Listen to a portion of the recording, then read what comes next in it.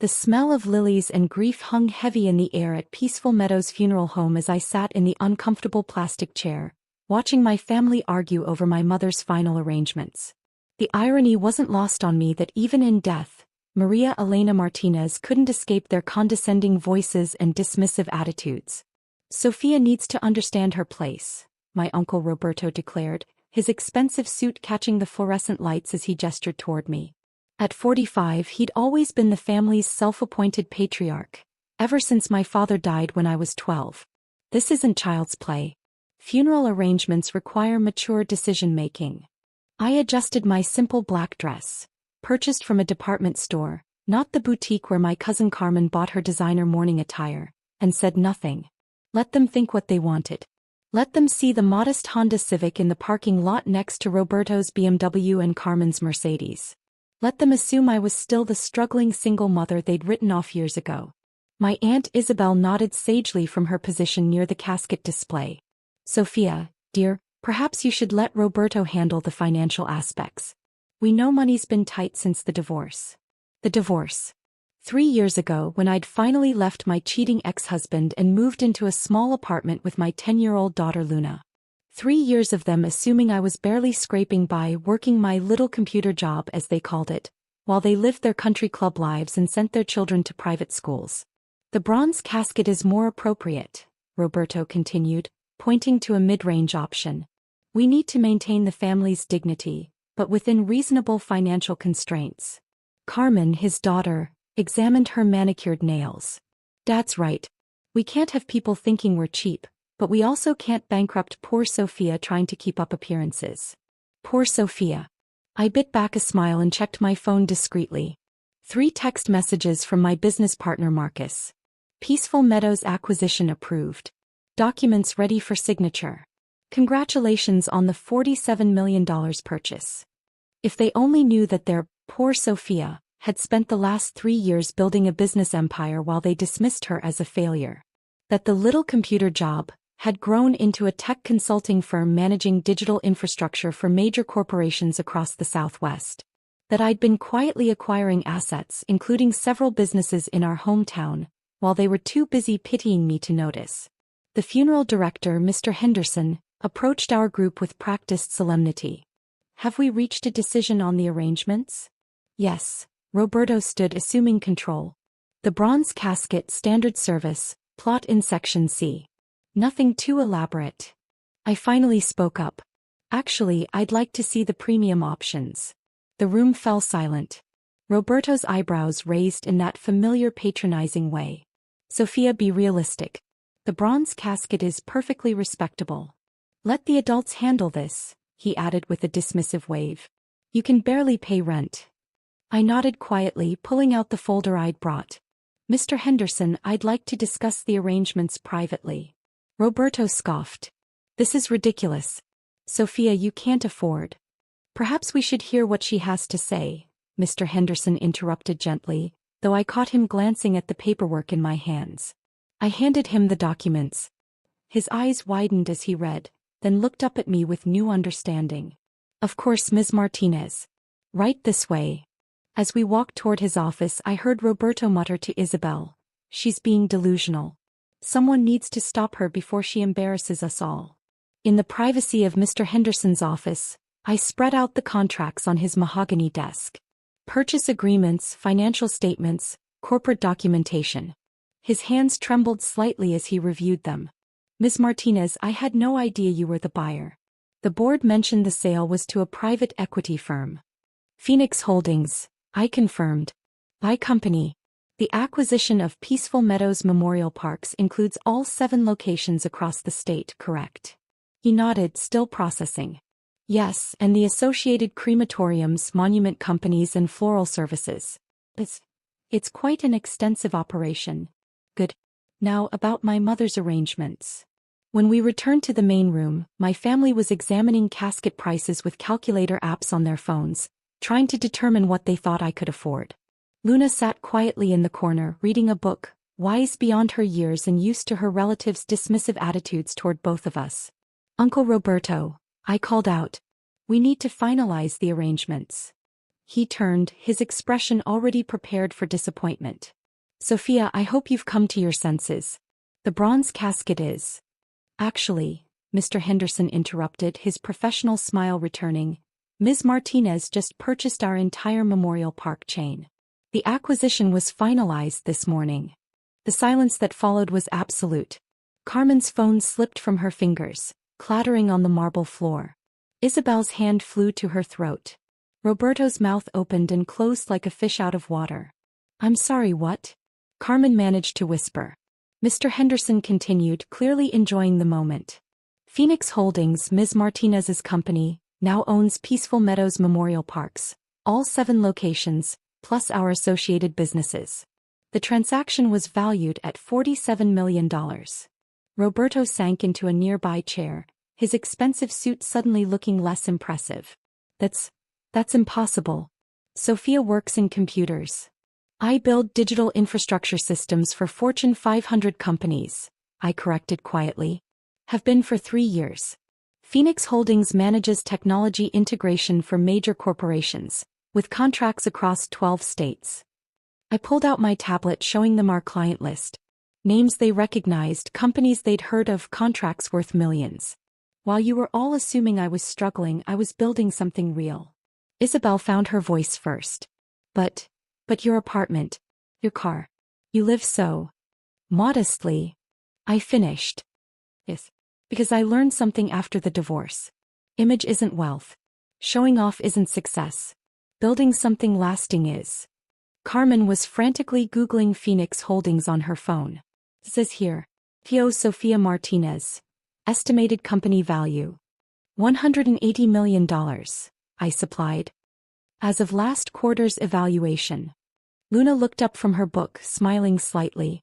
She was the only one who knew the truth, the only one who'd seen me working late into the night, building contracts, growing the business.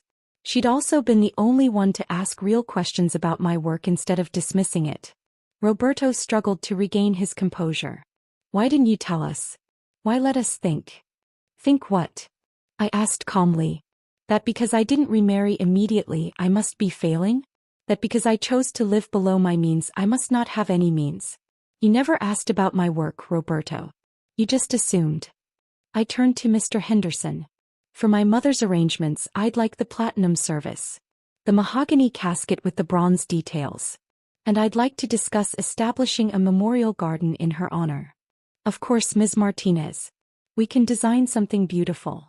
Carmen was still staring at her phone screen. Dad, it says here that Phoenix Holdings just acquired 3 other major companies this year. Sophia's been featured in Business Weekly as one of the Southwest's most innovative tech entrepreneurs. The irony was perfect. They'd spent years dismissing my achievements while reading business magazines that featured my success, never bothering to connect the dots because they'd already decided who I was. There's something else, I continued, pulling out another folder.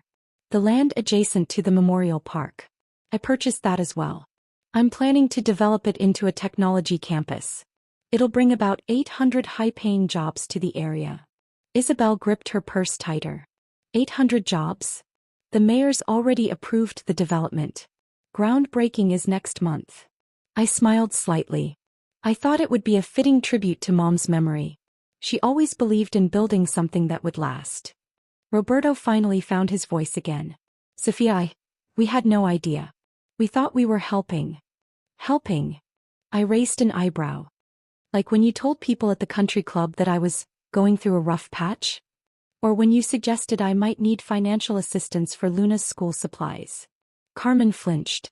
She'd been the one to suggest setting up a fund for Luna's education, assuming I couldn't afford private school. Meanwhile, Luna attended one of the state's most prestigious academies on a full merit scholarship I'd helped arrange through my corporate connections. We were worried about you, Isabel protested weakly. No, I said firmly. You were comfortable with me failing. It made your own lives feel more secure, more important. The successful relative is supposed to be Carmen, right? The one with the MBA and the investment firm job. Carmen's face reddened. She worked for a mid-level investment firm, managing other people's portfolios while struggling to manage her own student loan debt. Nothing wrong with that except for the way the family had always held her up as the success story while dismissing my achievements. Luna closed her book and walked over to me. Mom, should I tell them about the Scholarship Foundation? I looked down at my daughter, so proud of her maturity and intelligence. What foundation, Mija? The one you started for kids whose parents work in technology. You've been helping pay for their education anonymously. She smiled. Like you helped my friend Jessica's mom when her dad lost his job. Roberto's head was in his hands now. Isabel looked like she might cry. Carmen just stared at me with a mixture of respect and something that might have been envy. How much? Roberto asked quietly. How much what? How much have you been helping people while we thought you needed help? I considered the question. The Scholarship Foundation, the anonymous donations to local charities, the business loans I'd provided to struggling entrepreneurs in our community, the fund I'd established for single mothers pursuing education. About $2 million annually, I said simply. It's important to give back to the community that supports you. Mr. Henderson cleared his throat diplomatically. Ms. Martinez, about the memorial garden. We could incorporate educational elements, perhaps a small library or technology center in your mother's honor. I love that idea. I turned to my family. Mom always said education was the greatest gift you could give someone. She'd appreciate knowing her memorial helps others learn. The arrangements took another hour to finalize. The platinum service, the mahogany casket, a memorial garden with a technology learning center, a scholarship fund in Mom's name. Roberto tried several times to contribute financially, but I politely declined. This was my gift to the woman who'd worked 3 jobs to keep me in school after Dad died. As we prepared to leave, Carmen approached me hesitantly. Sophia, I owe you an apology. We all do. We've been awful. I studied my cousin, seeing something I hadn't noticed before. Behind the designer clothes and perfect makeup was exhaustion, stress lines that expensive concealer couldn't quite hide. How are things at the investment firm? I asked gently. Her composure cracked slightly. Not great. The market's been tough and they're talking about layoffs. My student loans. She trailed off. Are you happy there? The question seemed to surprise her. Happy? I don't know. I thought I was supposed to be. Phoenix Holdings is expanding our financial analysis division, I said quietly. We could use someone with your background. The salary's competitive and we pay off employee student loans as a signing bonus. Her eyes widened. You'd, after how we've treated you? Your family, Carmen. And Mom always said family helps family. But, I added firmly, it would be a real job with real expectations. No special treatment because we're related. Roberto overheard and approached us. Sophia, about what I said earlier. Uncle Roberto, I interrupted. You've spent 3 years assuming I was failing instead of asking how I was succeeding. That needs to change. He nodded slowly. You're right. I let my own prejudices. I'm sorry. I pulled out one more business card, handing it to him. Your construction company's been struggling, hasn't it? His face showed surprise that I knew. How did you? I make it my business to know about local companies when I'm planning developments. The technology campus will need construction partners. Local firms get preference. Roberto stared at the card. You'd consider us after you assumed I couldn't afford a headstone for my own mother? I smiled slightly. Yes, but only if you can do the work. This isn't charity, it's business. As we gathered our things to leave, Luna tugged on my sleeve. Mom, are you going to tell them about the other thing? I looked down at her curious face. What other thing, baby? About buying Grandma's old house back. The one where you grew up. Isabel gasped. The house on Maple Street. But it sold months ago to some investment company. Phoenix Properties, I confirmed. Another subsidiary. I've been renovating it as a surprise for Mom, but... I gestured toward the funeral arrangements we'd just completed. The house where I'd grown up, where Mom had worked so hard to raise me after Dad died, where she'd eventually been forced to sell when medical bills mounted. I'd bought it back 6 months ago, planning to surprise her for her 70th birthday. Instead, it would become part of her memorial legacy. I'm turning it into a community center for single mothers pursuing education, I continued. Mom would have loved that. Roberto was crying now, actual tears running down his cheeks. Sophia, we've been such fools. Yes, I agreed simply. But you can do better. As we walked out to the parking lot, I noticed them looking at my Honda Civic with new eyes. No longer the car of someone who couldn't afford better, but the practical choice of someone who understood that wealth wasn't about showing off. Carmen lingered as the others got into their expensive cars. That job offer, were you serious? Completely. But Carmen, it means working for your younger cousin who you thought was a failure. Can you handle that? She was quiet for a moment. I think I need to learn how to handle a lot of things differently. Luna climbed into the passenger seat, buckling her seatbelt. As I started the engine, she looked back at the funeral home where my family was still processing what they'd learned. Mom, do you think they'll be different now? I considered her question as I pulled out of the parking lot. Some of them might be, baby. But that's their choice to make. Are you sad that Grandma won't see the memorial garden? No, Mija. I think she sees everything. And I think she's proud that we're building something that will help other people learn and grow. As we drove home, I thought about the technology campus that would rise next to the memorial park, the jobs it would create, the community center that would help other single mothers achieve their dreams, the scholarship foundation that would grow in Mom's name. Mom had always said that success wasn't about what you accumulated, but what you contributed. She'd worked 3 jobs not for luxury, but to ensure I had opportunities she'd never had. She taught me that education and hard work could overcome any obstacle. My family had spent 3 years assuming I was failing because I didn't flaunt wealth I didn't yet have. They never noticed that I was quietly building something lasting, something that would benefit our entire community. The next morning, local news ran a story about the $47 million Memorial Park acquisition and the planned technology campus. By noon, my phone was buzzing with calls from family members, old friends, and business contacts. But the call that mattered most came from Carmen. Sophia? I've been thinking about what you said. About the job offer. And I'd like to learn more. Not because I need the money, though I do, but because I want to understand how you did this. How you built something real while we were all looking the other way. I smiled, looking out my office window at the city where I'd quietly been making a difference. Come in Monday morning.